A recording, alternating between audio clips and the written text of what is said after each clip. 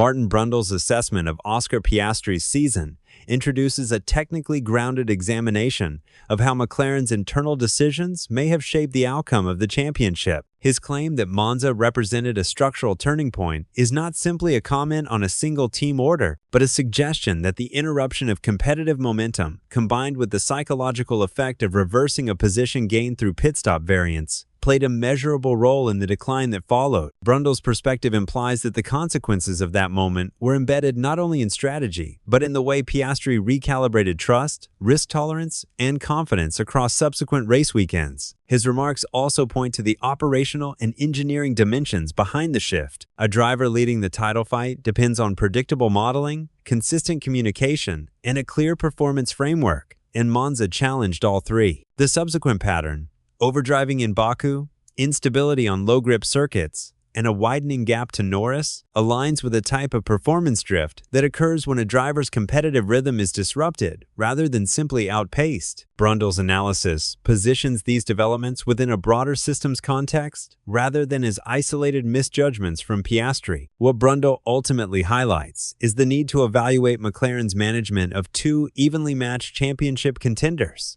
especially as the team prepares for a regulatory reset in 2026. His comments raise questions about how teams maintain internal balance under pressure, how quickly confidence can shift, and how marginal decisions can cascade into broader performance consequences. Stay with the video until the end to explore everything Brundle has revealed. Martin Brundle's observations regarding Oscar Piastri's downturn after Monza prompt a more complex reading than the simple claim that one team order altered the trajectory of a title campaign. What Brundle is pointing toward is a broader structural fragility within McLaren's competitive framework, a fragility that becomes apparent only when two drivers are performing at the upper threshold of the car's potential. Margins are this narrow. It is often not mechanical performance that decides the direction of a championship, but the subtler influences of confidence, clarity of process, and perceived consistency of internal decision-making. The shift Brundle identifies is rooted in a fundamental principle of elite motorsport. Drivers build performance not only on outright speed, but on trust in their operational environment. By the time the season reached Zandvoort, Piastri had demonstrated an unusually stable performance profile, converting track evolution, tire behavior, and race management into predictable outcomes. This stability is essential for a driver leading a title fight because it allows them to operate within a narrow band of risk without stretching into overcommitment. Monza disrupted this equilibrium not through deliberate manipulation, but through a series of events that created ambiguity in a moment where clarity was required. The pit stop discrepancy itself is not unique. 4-second variations happen, and teams regularly respond with corrective action.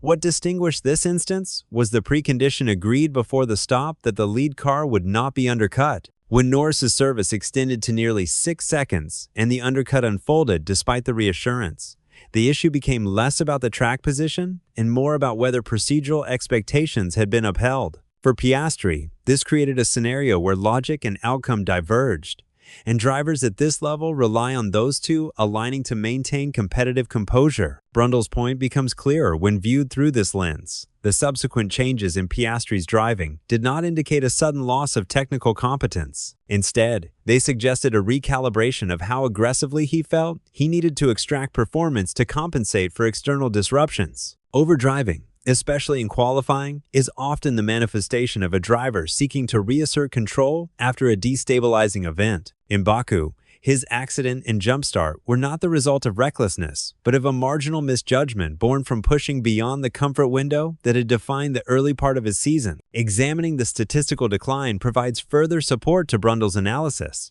The performance delta between Norris and Piastri over the final third of the championship aligns with the typical pattern seen when one driver regains structural advantages, while the other is forced into compensatory strategies. When a team is forced to fight on two fronts internally between drivers and externally against a resurgent rival, the cognitive and operational load increases dramatically. In such environments, even minor inconsistencies in messaging or execution can have outsized consequences. Brundle's critique is not aimed at undermining McLaren, but at highlighting the structural complexity of managing two championship-level drivers without compromising either one. Teams historically successful in dual-driver title scenarios, such as Mercedes from 2000 2014 to 2016 have relied on rigid procedural consistency to mitigate psychological fluctuation. McLaren's model, based on open racing and limited intervention, is admirable, but inherently exposes both drivers to sharper swings in confidence when unforeseen events occur. The Monza episode also exposes the delicate balance between fairness and competitive pragmatism.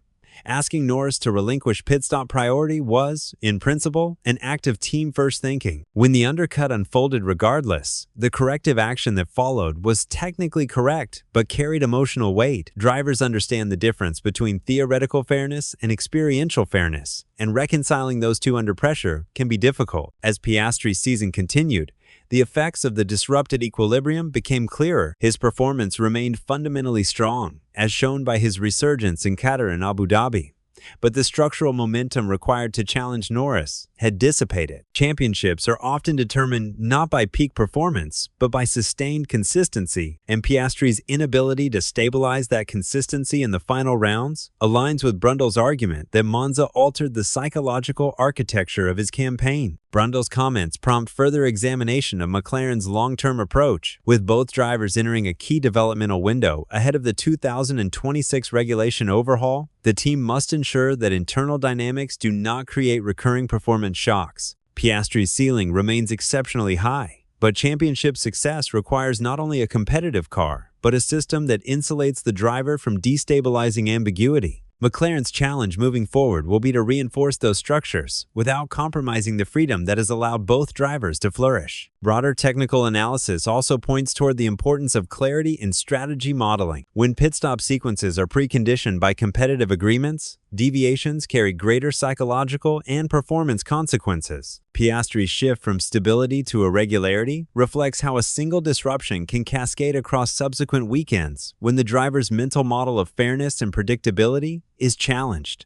Brundle's assessment ultimately positions Piastri's season as a case study in how small operational variances can influence championship dynamics. It reinforces the idea that elite performance is not merely a product of mechanical capability, but of the interplay between trust, confidence, communication, and strategic coherence. Understanding this interplay is essential for McLaren if they aim to sustain competitiveness across regulatory cycles. The end of Brundle's statement is not brutal because it casts blame.